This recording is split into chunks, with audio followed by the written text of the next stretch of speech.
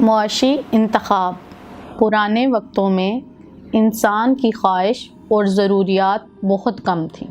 اسے کھانے کے لیے روٹی، پہننے کے لیے کپڑے اور رہنے کے لیے زمین کی ضرورت تھی۔ جوں انسان ترقی کرتا گیا، خواہشات اور ضروریات بڑھتی گئیں۔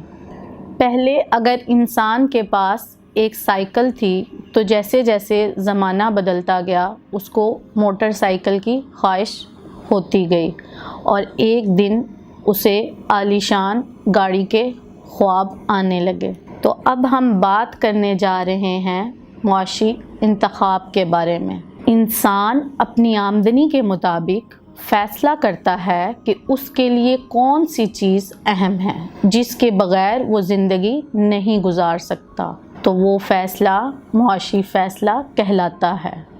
مثلاً اگر آپ کے پاس 30 روپے ہیں، آپ چپس اور لیز دونوں خریدنا چاہتے ہیں تو دونوں کی قیمت 30 روپے ہے، یعنی آپ کے پاس آمدنی کم ہے، تو آپ پھر فیصلہ کرتے ہیں کہ آپ کو کون سی چیز خریدنی ہے۔ جو آپ کو زیادہ پسند ہوتی ہے آپ وہ چیز خریدتے ہیں، تو اس کو ہم معاشی انتخاب کہتے ہیں۔ تو آئیں ہم آگے چلتے ہیں اور جانتے ہیں کہ لاگت کا فیصلہ کیا ہوتا ہے۔ آمدنی کے مطابق خواہشات کو چھوڑ کر ضروریات کی چیز کو خریدنا لاگت کا فیصلہ کہلاتا ہے۔ مثلاً اگر آپ کی امی نے آپ کو 20 روپے دیے ہیں، آپ کا دل جوس پینے کو کر رہا ہے، لیکن آپ کے پاس جو پیسے ہیں وہ آپ کو کتاب خریدنے کے لیے دیے گئے ہیں، تو آپ جوس کو چھوڑ کر